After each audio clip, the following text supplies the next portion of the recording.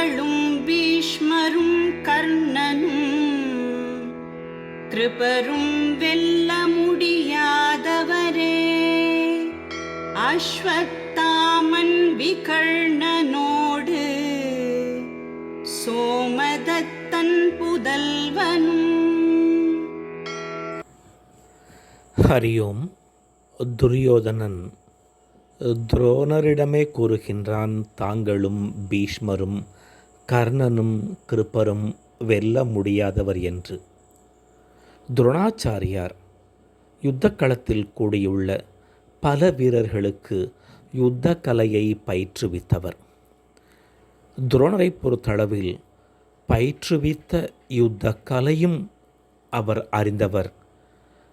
மற்றவர்களுக்கு பயிற்றுவிக்காத யுத்த கலையையும் தன்னில் வைத்திருப்பவர்.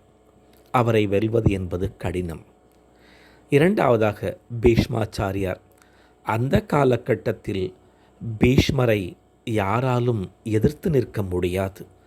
அப்படிப்பட்ட ஒரு மாபெரும் வீரர்.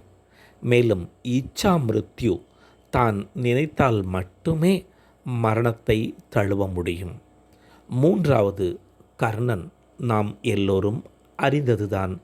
கவச்சத்துடனும் குண்டலத்துடனும் பிறந்த காரணத்தினால் போர்க்கலையில் வல்லவனாகிய கர்ணனை வீழ்த்துவது என்பதும் கடினமே. மேலும் கிருபாச்சாரியார் சொல்லவே வேண்டாம். இந்த நால்வர்களுமே கௌரவர்களின் படையில் அசைக்க முடியாத தூண்கள்.